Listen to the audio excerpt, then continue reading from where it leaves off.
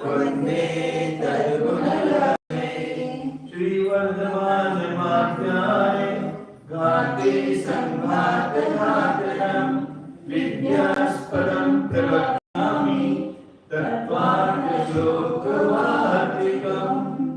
श्री भगवान की जय। देवादिदेव श्री पार्श्वनाथ भगवान की जय। परम पूज्य आचार्य श्री उमा स्वामी जी महाराज की जय। परम पूज्य आचार्य श्री विद्यानंद स्वामी जी महाराज की जय। परम पूज्य आचार्य श्री शांति सागर जी महाराज की जय। परम पूज्य आचार्य श्री सन्मति सागर जी महाराज की जय। परम पूज्य आचार्य श्री अभिनंदन सागर जी महाराज की जय। परम पूज्य आचार्य गुरुदेव सुंदर सागर जी महाराज की जय। गुरुदेव समंतभद्र स्वामी की जय।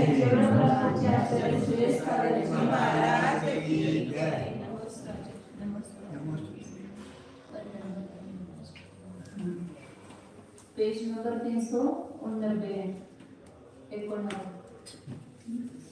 प्रकरण चल रहा है कि ज्ञान की प्रतिनिधि कर्म व्यवस्था कैसे बनती है। तो बौद्ध सारूप्य से बनती है। ऐसा कहते हैं साकार ज्ञान पदार्थ के आकार होता है, इसलिए उस पदार्थ को जानकर ये व्यवस्था बनती है। नहीं तो यदि नहीं हो तो फिर प्रतिकर्म व्यवस्था कैसी होगी।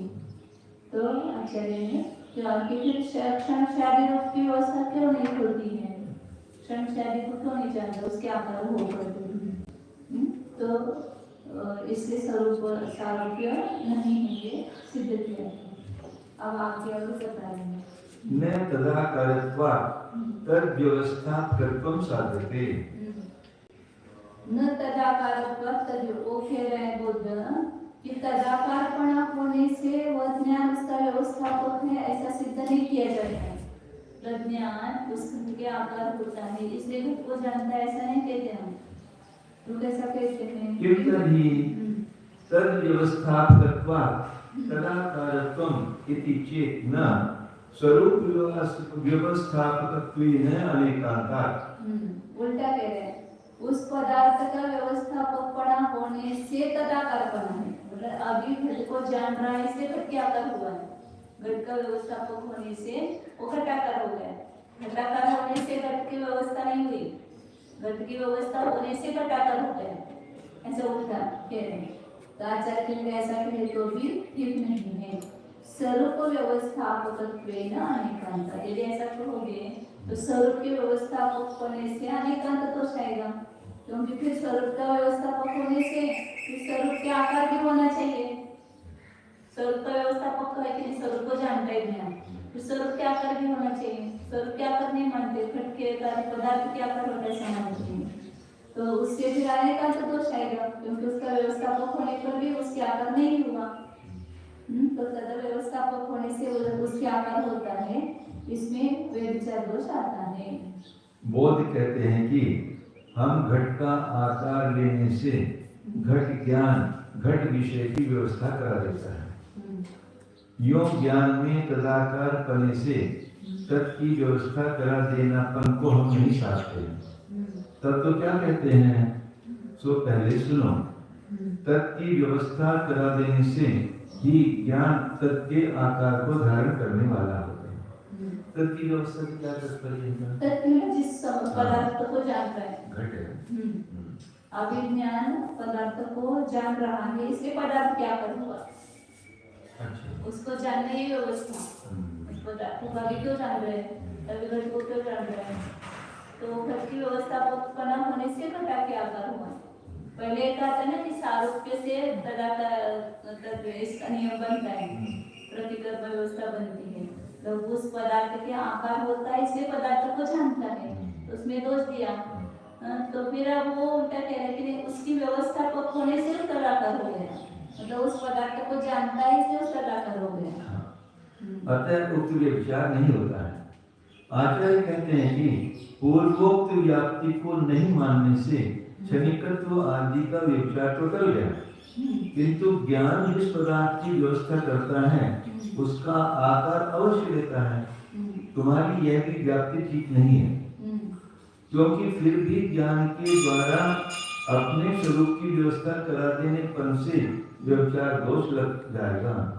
भावार्थ स्व संवेदन प्रत्यक्ष अपने ज्ञान स्वरूप शरीर का व्यवस्थापक तो है। स्व संवेदन प्रत्यक्ष स्वयं को जान रहा है। हाँ। लेकिन स्वयं की व्यवस्था करता है, स्वयं की व्यवस्था तो कर रहा है। हाँ। लेकिन स्वयं क्या कर नहीं होता है वो नहीं मानते। ज्ञान पदार्थ के आकार होता है। तो क्योंकि पदार्थ को जान रहे से पदार्थ के आकार हो रहा है। तो ज्ञान स्वयं को जानते तो स्व के आकार भी होना चाहिए। हाँ। तो वो तो होता नहीं है। किंतु उस ज्ञान में अपना प्रतिबिंब नहीं पड़ा हुआ है। पदार्थ का प्रतिबिंब पड़ा है, अपना प्रतिबिंब नहीं पड़ा है। अभिमुख पदार्थ का प्रतिबिंब पड़ा करता है, किंतु उस दर्पण का अपने में अपना प्रतिबिंब नहीं पड़ सकता है। ज्ञान का भी ज्ञान में प्रतिबिंब नहीं पड़ सकता है। बोध भी ऐसा मानते हैं। अतः विचार स्थल उनके अनुसार ही प्रसिद्ध है। ज्ञान में नेय का तो प्रतिबिंब पड़ता है ना, अपना प्रतिबिंब पड़ता है, जैसे बाह्य नियम का पड़ता है वैसे, यानी ज्ञान का प्रतिबिंब क्या मतलब जान मात्र रहा है। हाँ, लेकिन वो आकार ही मानते हैं ना, आकार मानते वो स्वरूप होता है ऐसा मानते हैं ना। प्रमाणम योग्यता मात्र स्वरूप मदिगच्छति यथा तथार्थमित्यस्तु प्रतीत्यनति लंघनात्। फिर साथ पढ़ना। स्वरूपे च सारूप्यात् नाधिगत्युपवर्गणम् युक्तं तस्य द्विनिष्ठत्वात् कल्पतस्याप्य संभवात् कल्पनेवानवस्थानात् कुतः संवित्ति संभवात् स्वार्थेन घटियत्वेन प्रमाणे स्वावृत्तिक्षयात् नायं दोषो तद्दोषस्ततो नैव सारूप्यस्य प्रमाणता न भिन्नोऽधिगमस्तस्मात् एकान्तेनेति विनिश्चयात्।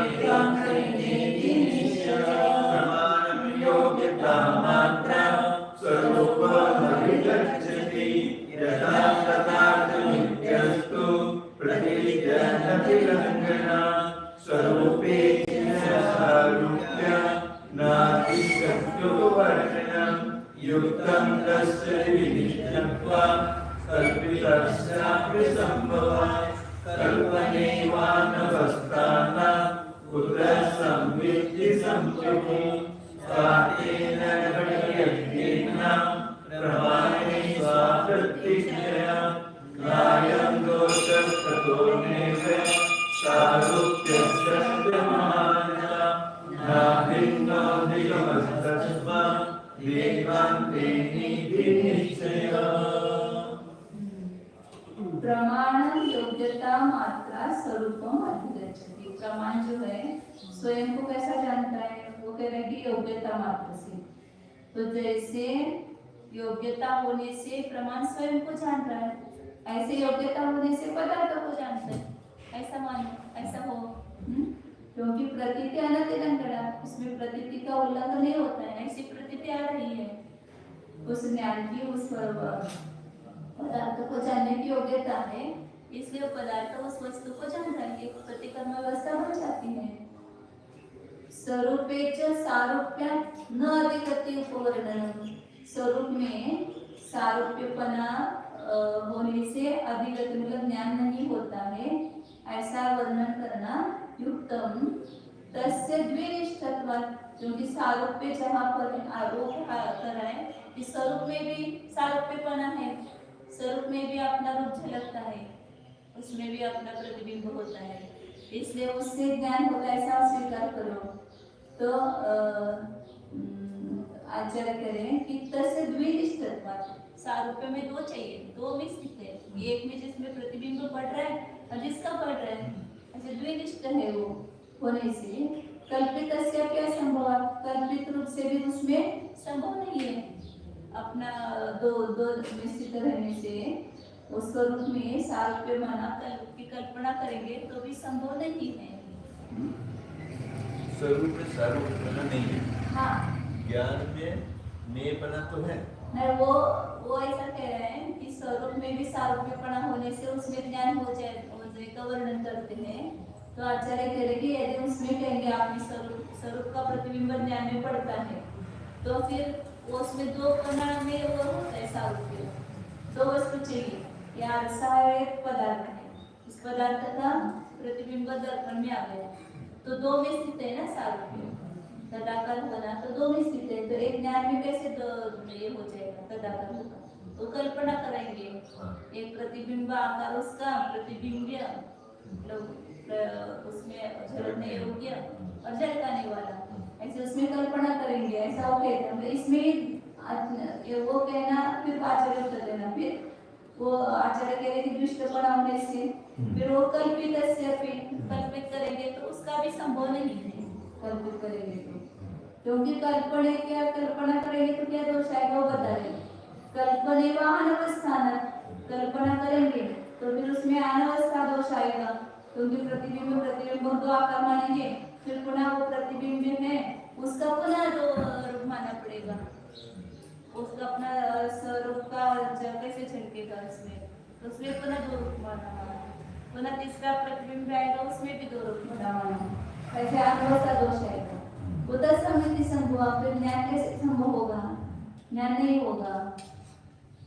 इसलिए स्व अर्थेन एनाम प्रमाणे घटयति स्वावृत्ति क्षय, अपने आवृत्ति के क्षय से इस बुद्धि को प्रमाण में अपने अर्थ के साथ जोड़ता है, मतलब योग्यता अपने स्वावरण कर्म का क्षोभम होता है ना, क्षय मतलब क्षोभम क्षय दोनों लेंगे, स्वावरण कर्म का क्षय होने से अर्थात क्षोभम होने से इस बुद्धि को अपने पदार्थ के साथ वो घटित करता है, प्रमाण में घटित करता है, ऐसा कहेंगे तो अनयम दोष है, इसलिए यह दोष नहीं है योग्यता स्वावरण कर्म का क्षय मानेंगे तो, इसलिए ततः नैव सारूप्य से प्रमाणता, इसलिए सारूप्य को प्रमाणता नहीं है, सारूप्य प्रमाणता ऐसा कहा था ना उन्होंने, उसको प्रमाण करना नहीं है।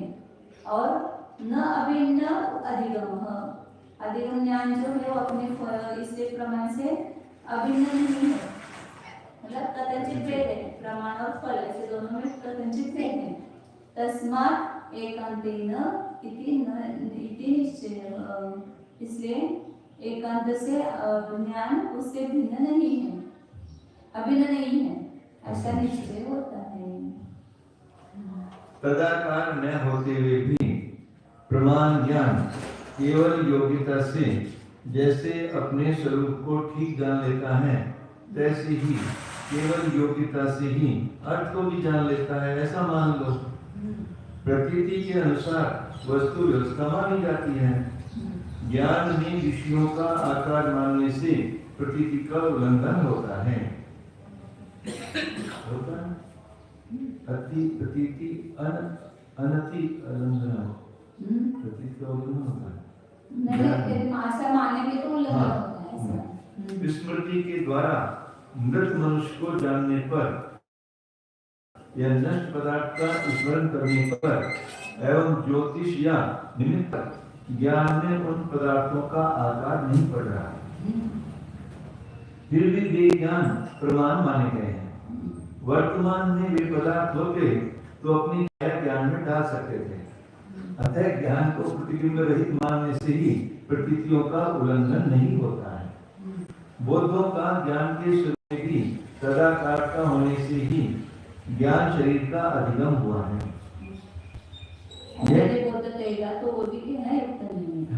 यह कहना भी युक्तिपूर्ण नहीं है, क्योंकि वह तदाकारता प्रतिबिंब और प्रतिबिंबक दो में रहने वाला धर्म है।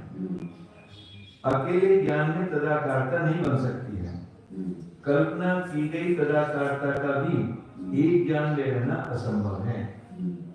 यदि एक में भी सारूप्य की कल्पना करोगे तो अनवस्था हो जाएगी। प्रतिबिंबक दर्पण में प्रतिबिंब दर्पण का यदि आकार पड़ जाना माना जाएगा तो प्रतिबिंब दर्पण भी तो दर्पण है।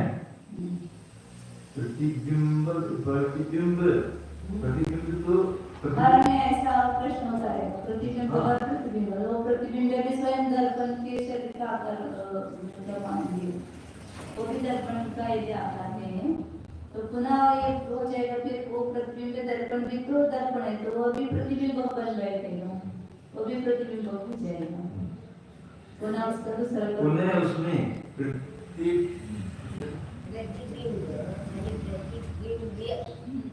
प्रतिबिंबित होने योग्य आणि प्रतिबिंबित करणारा, प्रतिबिंब हे सामान्य झालं, प्रतिबिंब म्हणजे प्रतिबिंबित होण्यायोग्य हा, आणि प्रतिबिंब पण ती ज्ञानपर्यंत दोन्ही पण ते एकच झाले, आपलं स्वरूपच प्रतिबिंब आणि ते स्वयंच ज्ञान प्रतिबिंब, म्हणजे आचार्यांनी पहिला सांगितलं की दोन्ही एकामध्ये होऊ शकत नाही, प्रतिबिंब हे दोनच्या आधाराने दोन मध्ये स्थित राहतात, तर त्याला एक पदार्थ आणि ज्ञान असं मानलं की दोन झाले ना, आणि ज्ञानच ज्ञानाच्या आधार ज्ञानामध्ये म्हटलं ज्ञानच प्रतिबिंब झालं आणि ज्ञानच प्रतिबिंबित झालं, मग त्याच्यामध्ये अनवस्था दोष येतो हे सांगतात। प्रतिबिंबित नहीं ले लेंगे, प्रतिबिंबित नहीं पता और प्रतिबिंबक क्या है, लेकिन यहाँ पर अपने स्वरूप के बारे में चल रहा है, अपने स्वरूप में भी सारूप्य है, मतलब स्वरूप भी स्वरूप का आकार भी ज्ञान में झलकता है,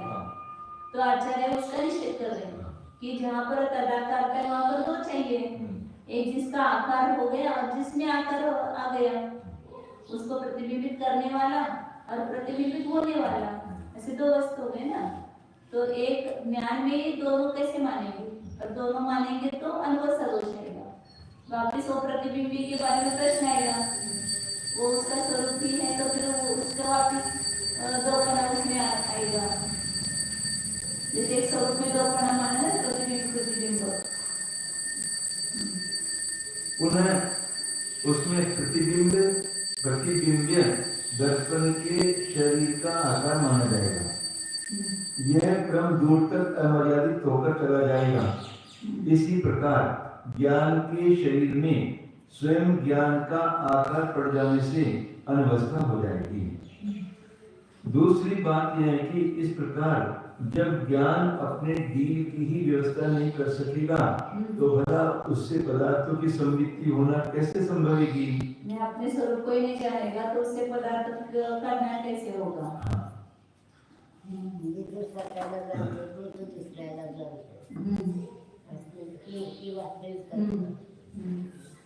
आप बोध जो यह मान बैठे हैं कि अर्थेन घट्यतेन नहि मुक्त्वार्थ रूपता तस्मात् प्रमेयादि गतेः प्रमाणं नहीं रूपता, चेटी समान शरीकल बुद्धि इस निर्विकल्पक बुद्धि स्वरूप नववधू को अर्थ नामक दूल्हा के साथ संबंध कह देती है।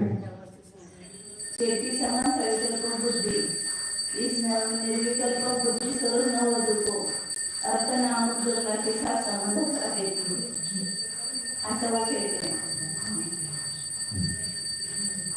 वह संबंध अर्थ का आकार पड़ जाने को छोड़कर अन्य कोई नहीं है।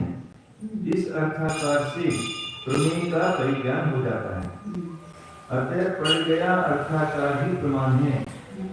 यो चेतन ज्ञान का अचेतन घट आदि के साथ यदि कोई संबंध है तो वह तदाकार का ही है, सो यह आपका मानना समुचित नहीं है। स्व आवरण के क्षयोपम के अक्षय से इस सविकल्प बुद्धि को अपने विषय के साथ संबंध करा देने वाले प्रमाण के मानने पर कोई दोष नहीं आता है। योग्यता अर्थात घट का ज्ञान घट को ही जानता है, उसका कारण यह है कि वह घटावरण कर्म के क्षयोपम से उत्पन्न हुआ है। हाट में गेहूं, चावल, फल, वस्त्र आदि अनेक भोग के पदार्थ पड़े हुए हैं। उन सर्वथा भिन्न पदार्थों में से देवदत्त के भोगने में वे ही आ सकते हैं जिनका की देवदत्त के पुण्य पाप से संबंध है। प्रत्येक गेहूं, तंतु या घृत, दूध, पानी की बूंद में भोक्ता के अदृष्ट का संबंध ही नियामक है। सब्जी मंडी में जाते हैं ना, बहुत सारे सब्जी यहाँ नहीं ले, वहाँ भी नहीं ले पाते, दूसरी जगह लेंगे वहाँ भी नहीं ले पाते। जिस जहाँ पर उसका वो जिस सब्जी के साथ उसका संबंध है ना, वही पर पहले अच्छी सब्जी छोड़ देते हैं, फिर वो कैसे लेना पड़ता है। तो ये सोच रहा था कौन सी चौकी में जाऊँ। हाँ नहीं, फिर कहाँ जाऊँ, इधर जा चुका, इधर जा चुका, वो बचा हुआ है, पहला ही दिन है, दूसरे साल भी जाएंगे तो अच्छा, अब इसमें जाऊँ, छोटी सी विधि ले लो, जिसमें मिल जाएगी उसमें चला जाऊँ। तो मेरा मैं अपना निर्णायक नहीं, वही निर्णायक करेगा मुझे जहाँ जाना है। तो इधर भी देखा डॉक्टर नहीं थे, उधर भी देखा नहीं थे, इधर भी एक था, फिर मैं उधर मैं शायद बच लेंगे, उन्होंने बच गए, वापस लौट कर इधर भी तो दो मिल गए।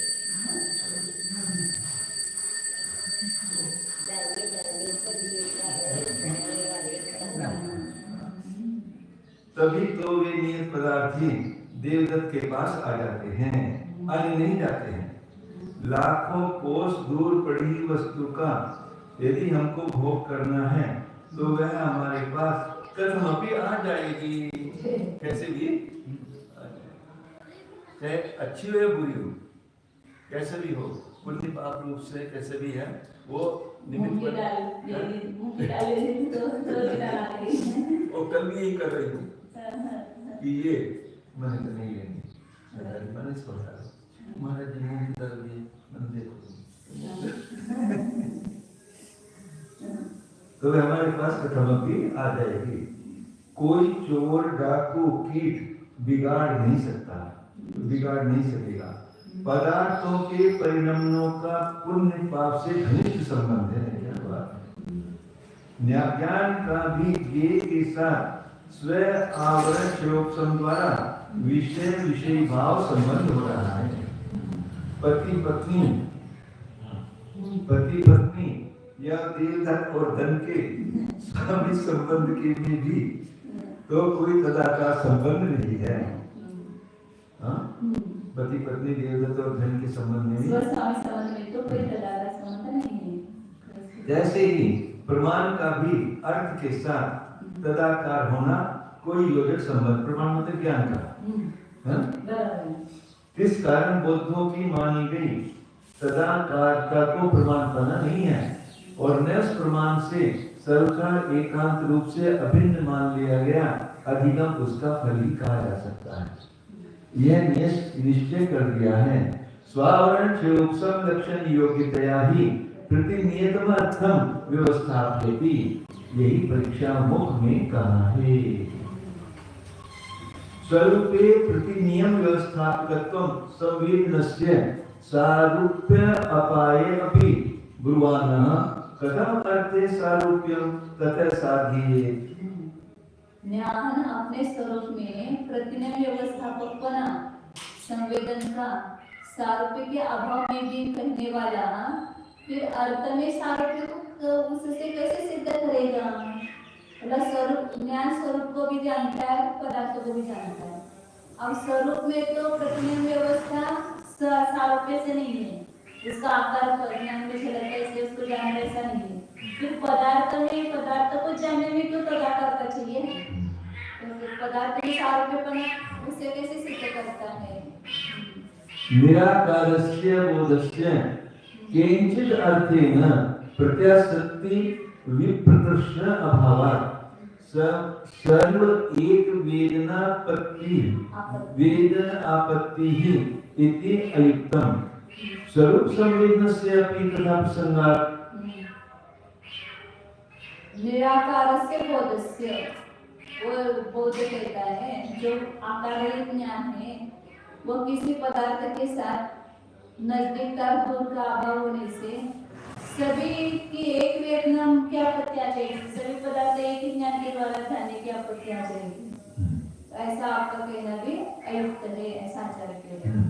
क्योंकि स्वरूप संवेदन से आपकी तरह प्रसन्न है, वैसे स्वरूप के संवेदन को भी मानोगे निराकार, वहाँ पर जैसे प्रसंग आएगा, सभी को एक साथ ग्रहण करने का प्रसंग आएगा।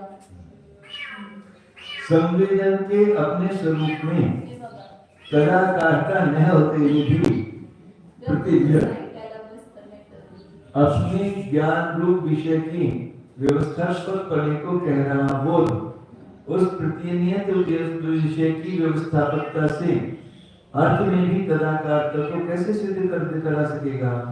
अर्थात नहीं।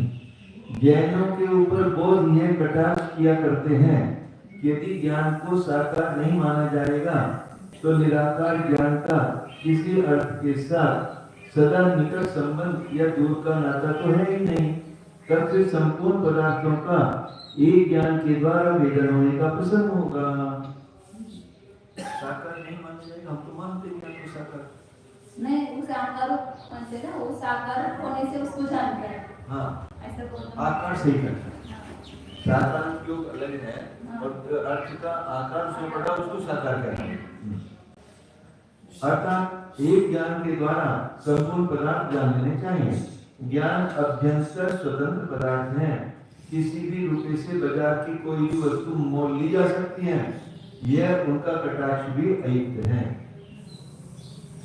क्योंकि आपके मत में भी स्वयं संवेदन प्रत्यक्ष को निराकार माना है। अकेले ज्ञान को जानने वाले निराकार स्वयं संवेदन प्रत्यक्ष से भी इस प्रकार संपूर्ण पदार्थों के ज्ञान हो जाने का प्रसंग आएगा। उसका निवारण आप बोध क्या करेंगे बताओ? वही समाधान यहाँ समझ लेना। ननुच्च संवेदनम असंवेदनात् भिन्नम स्वीकारणात् तत् उत्पन्नम स्वरूप प्रकाशकम युक्तम एव अन्यथा तस्य असंवेदनत्व प्रसक्तः इति चेत् प्रसक्तेः इति चेत् तर्हि अर्थ संवेदनम् अपि अनर्थ संवेदनात् भिन्नम स्वहेतोः उपजातम अर्थ प्रकाशकम अस्तु तस्य अन्यथा अनर्थ संवेदनत्वात् आपत्तिः इति समानम। यहाँ पर बोलते कह रहे हैं कि संवेदन जो है, ज्ञान जो है, तो असंवेदना भिन्न, मतलब असंवेदन से भिन्न है। तो वह स्व कारणात् तद उत्पन्न, अपने कारण से वह उत्पन्न हुआ है संवेदन। तो स्वरूप प्रकाशक युक्तमेव, वह स्वरूप का प्रकाशक है, युक्त ही है। अन्यथा नहीं तो क्या होगा? तस्य असंवेदन प्रसक्ति, यदि स्वरूप को नहीं प्रकाशित करेगा तो उसमें असंवेदन पने की आपत्ति आएगी, प्रसंग आएगा।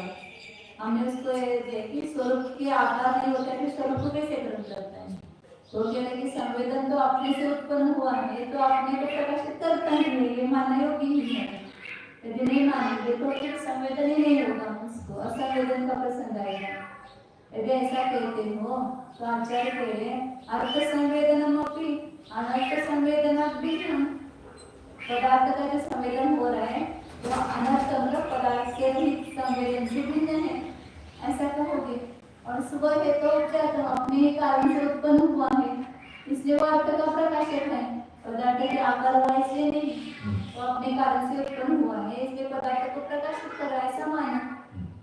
नहीं तो क्या हो जाएगा? तस्य अन्यथा अनर्थ संवेदनात् आपत्ति, वो उसको पदार्थ को संवेदन नहीं करता ऐसा मानने का प्रसंग आएगा।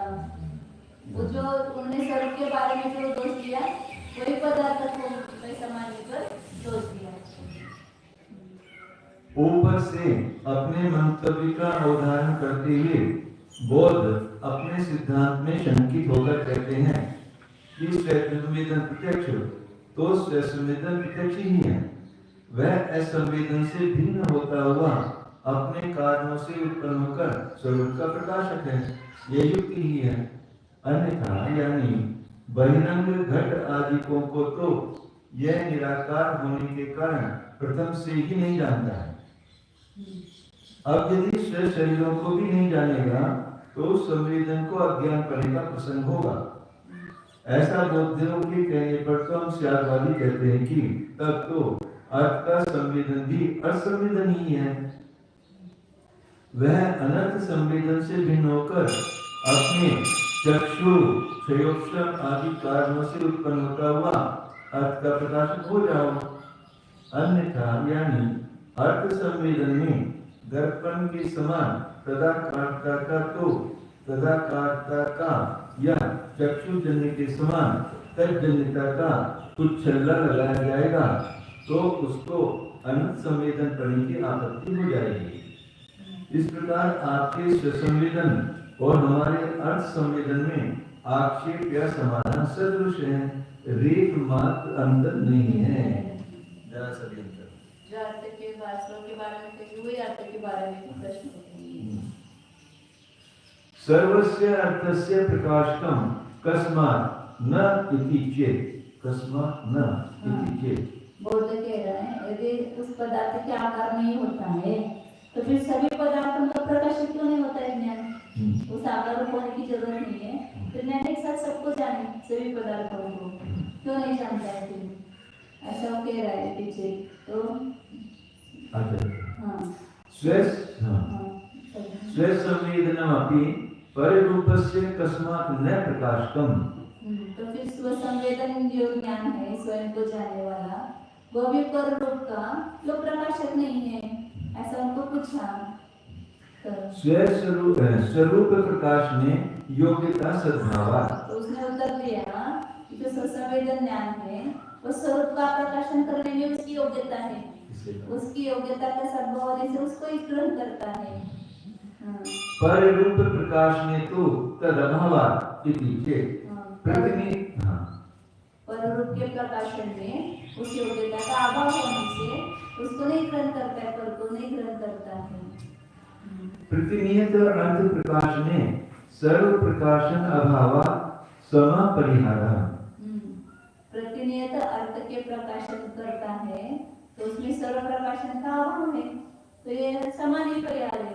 जो आप सर्व के बारे में देंगे वही अर्थ के बारे में भी वही उत्तर है। प्रतीति अनतिलंघनस्य अपि अविशेषः। प्रतीति का उल्लंघन नहीं हो सकता है, ये भी समानता है दोनों में, जैसा प्रतीति में आ रहा है लौकिक में। बोध यदि यूं कहें कि जब ज्ञान में विषयों का आकार ही नहीं है तो वह घट ज्ञान सभी अर्थों का प्रकाशक क्यों नहीं हो जाता? ऐसा कहने पर तो हम जैन भी कह सकते हैं कि आप बोधों का निराकार स्वसंवेदन प्रत्यक्ष भी ज्ञान के समान अन्य घट पट आदि स्वरूप स्वलक्षणों का प्रकाशक क्यों नहीं हो जाता है? बताओ। इसका उत्तर यदि आप यूं कहें कि स्वसंवेदन की अपने स्वरूप को प्रकाश करने में योग्यता विद्यमान है, अन्य रूप के प्रकाशन में तो योग्यता नहीं है, इस कारण वह स्वरूप स्वयं को ही जानता है। इस प्रकार कहने पर तो हम स्यादवादी भी कहते हैं कि घट ज्ञान की प्रतिनियत अर्थ में प्रकाश करने की योग्यता है, अतः उस घट ज्ञान के द्वारा संपूर्ण अर्थों का प्रकाशन नहीं हो सकता है। इस ढंग से दोष का परिहार करना हमारा और आपका समान है। देवदत्त के घर का दीपक परिमित पदार्थों का ही प्रकाश कर सकता है, सूर्य भी 50,000 योजन तक अपना प्रकाश फेंकता है, अधिक नहीं। निकटवर्ती या दूरवर्ती पदार्थों से कोई भाईचारा या शत्रुता तो नहीं है। हम क्या करें, योग्यता ही इतनी है। योग्यता को मान लेने पर तो प्रतीति का उल्लंघन नहीं करना भी हमारे और तुम्हारे यहाँ अंतर रहित है। योग्यता ही उसमें कारण है, समान है। संवृत्त्या सारूपे अपि संवेदनस्य सारूप्यात् अधिगतिः इति अयुक्तम् तस्य दृष्टत्वात् एकत्र असंभवात्। तो फिर समृद्धि से मतलब कल्पना से अपने जो स्वरूप को जानने के बारे में सारूप्य नहीं है, फिर भी कल्पना से हम सारूप्य मान लेते हैं। कल्पना से सारूप्य होने पर भी संवेदन से सारूप्य अधिगति, ज्ञान का जो स्वरूप का संवेदन हो रहा है वो सारूप्यता से उसका ज्ञान होता है, ऐसा मानना भी अयुक्त है। ऐसा चाहिए, मतलब यदि वो मान लेंगे, कल्पना करेंगे कि स्वरूप की भी तदाकारता है लेकिन कल्पना से, वास्तव में नहीं, कल्पना से उसके भी तदाकर मान लेंगे और उससे ज्ञान होता है ऐसा मानेंगे, तो ये कहना ठीक नहीं है। क्यों? क्योंकि तस्य द्विष्टत्वात् एकत्र असंभवात्। वो जो संवेदन सारूप्यपना है वो दो में स्थित है, प्रतिबिंब या प्रतिबिंब ऐसे दो में स्थित होने से एक में वो संभव नहीं है। सारूप्यपना एक स्वरूप में ही सारूप्य नहीं बन सकता है। ग्राह्यस्य स्वरूपस्य ग्राहकात् स्वरूपात् भेद कल्पनया तस्य तेन सारूप्य कल्पना अदोषः इति चेत्। वो कहता है उस पर उसने एक किया, हमने कहा ना कि दो में स्थित रहता है तो एक में संभव नहीं है, तो उसने कहा कि एक में दो रूप है, ग्राह्य स्वरूप और ग्राहक स्वरूप। तो ग्राह्य स्वरूप का ग्राहक स्वरूप से भेद कल्पना करने पर ज्ञान में जो ग्राह्य स्वरूप है उसका उसका जो ग्राहक स्वरूप है उसका भी भेद है, ऐसी कल्पना करने से उसके सारूप्य की कल्पना हो सकती है, इसलिए कोई दोष नहीं है, ऐसा बोध कहता है। तो आचार्य कहते कि तदपि ग्राह्यं ग्राहकं च स्वरूपम। फिर पुनः वो जो ग्राह्य है उसमें भी तो स्वरूप होंगे, ग्राह्य और ग्राहक। वो जो ग्राहक होगा वो भी ग्राह्य भी होगा, ग्राहक होगा।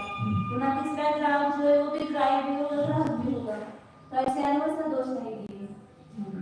यदि स्व से संविदितम तद अन्य ग्राहक स्वरूप कल्पने प्रत्येकम अवस्था। यदि स्वसंवेदितम अपने का अपना जो ज्ञान हुआ उसमें अन्य ग्राहक स्वरूप की कल्पना करने पर प्रत्येक में पुनः अवस्था है, पुनः वो जो ग्राहक है वो भी ग्राहक होगा, पुनः तीसरा ग्राहक है वो भी ग्राहक होगा, ऐसे अनवस्था दोष आएगा।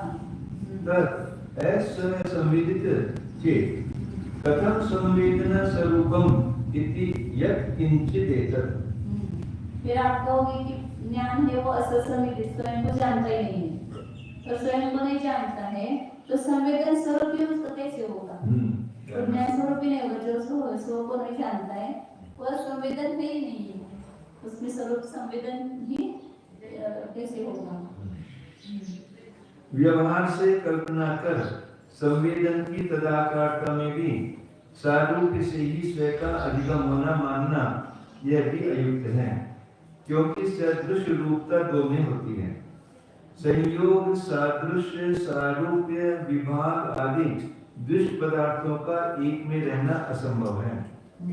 बौद्ध पीढ़ियों कही कि हम स्वसंवेदन में दो अंश कल्पित करेंगे, एक ग्राह्य अंश और दूसरा ग्राहक अंश, यानी एक आकार को देने वाला और दूसरा आकार को लेने वाला।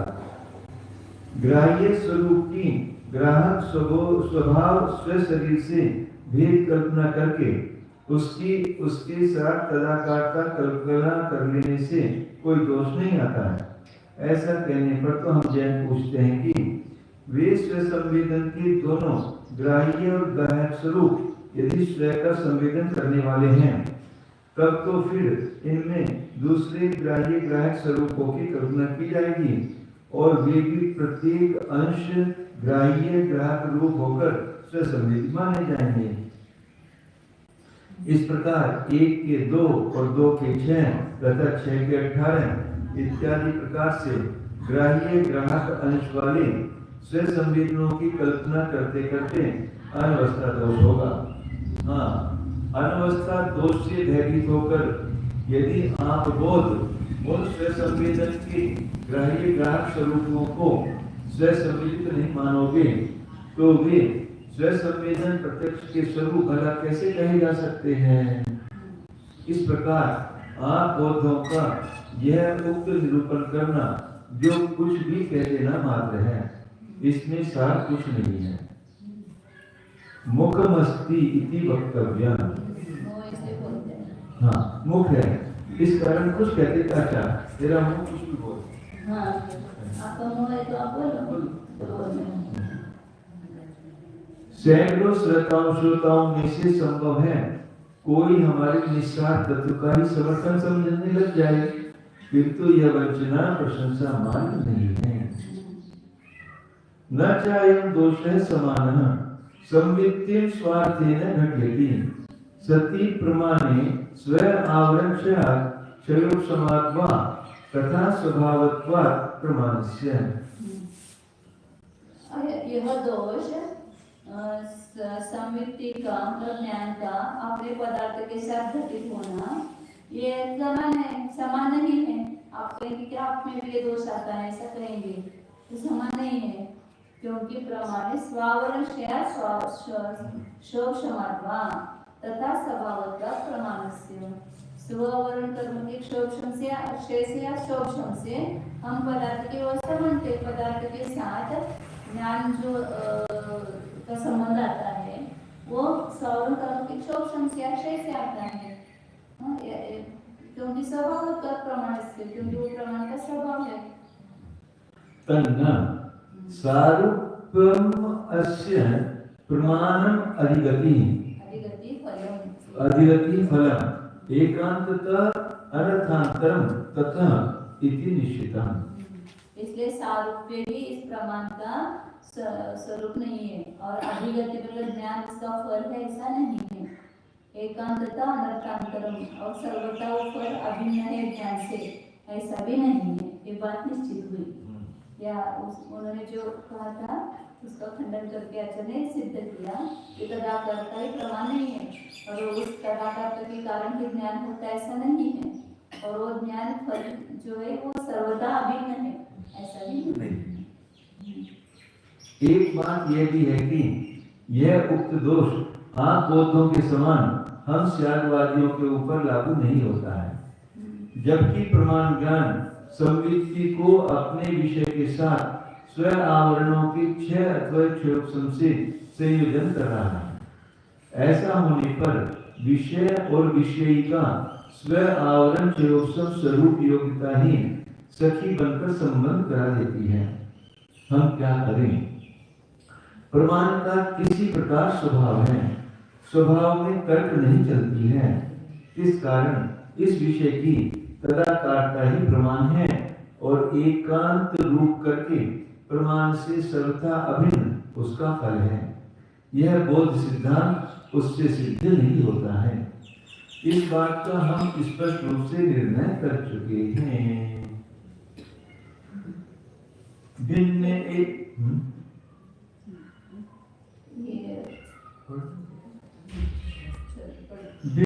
एवेति चायुक्तम् स्वयमज्ञानताप्तितः प्रमाणस्य घटस्यैव परत्वात् स्वार्थनिश्चयात् भिन्नेवेति चायुक्तं स्वयमज्ञानताप्तितः प्रमाणस्य घटस्यैव परत्वात् स्वार्थनिश्चयात्। और यदि प्रमाण करो उसके फल को भिन्न नहीं कहेंगे, भिन्न एवं ऐसा मानना भी अयुक्त है, क्योंकि स्वयं अज्ञानताप्तित प्रमाण यदि ज्ञान से भिन्न होगा, सर्वथा फल रूप ज्ञान से भिन्न होगा तो उसको अज्ञान फल की प्राप्ति होगी, उसका अज्ञान रूप मानना पड़ेगा। प्रमाणस्य घटस्य घट के समान प्रमाण को भी परपणा होने से स्वार्थ निश्चय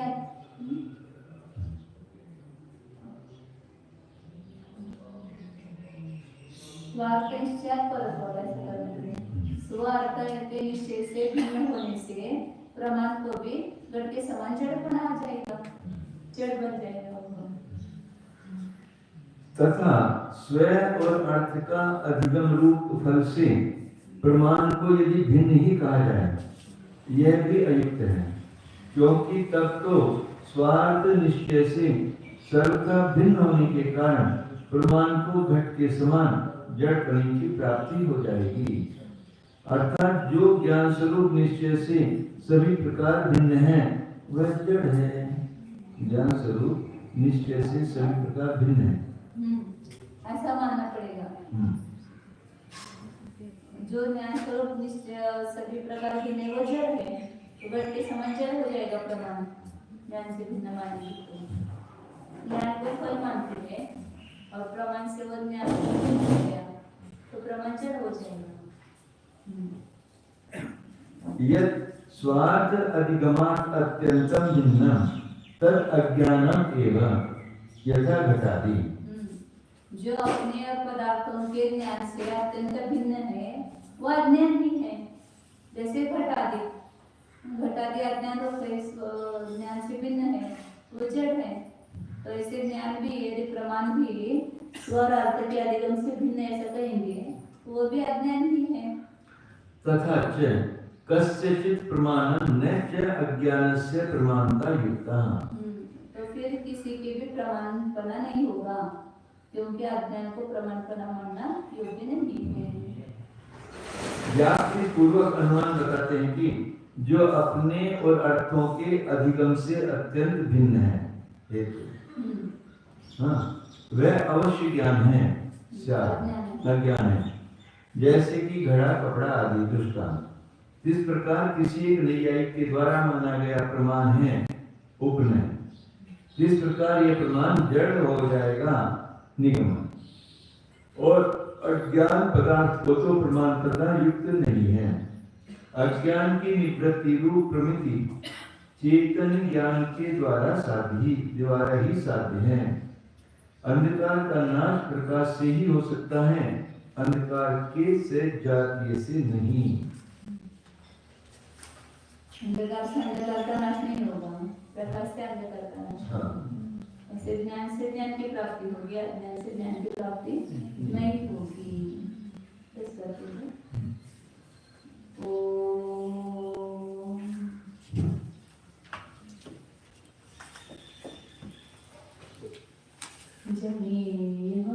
शुद्ध चैतन्यमय जीव हूँ,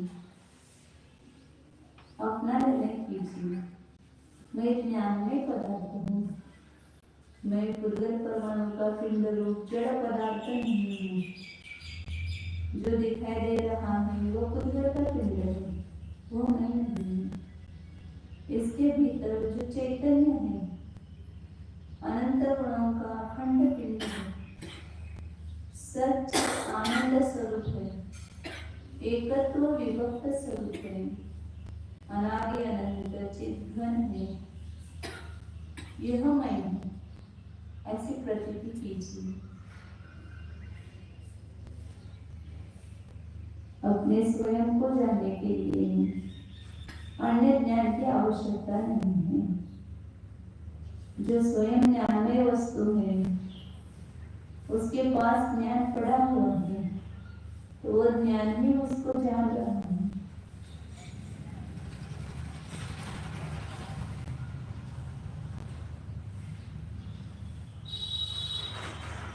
शुद्ध चैतन्य धातु स्वरूप रागादि रहित वीतराग स्वरूप परद्रव्य परभाव रहित स्वरूप संकोतीर्ण न्यायक स्वरूप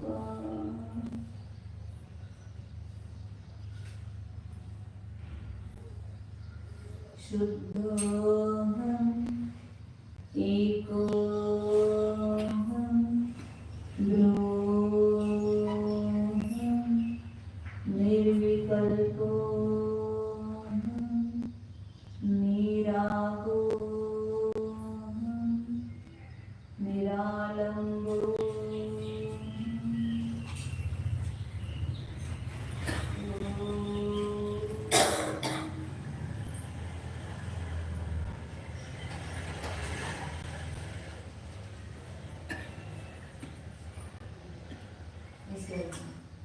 नमो हरिहंसाय नमो सिद्धाय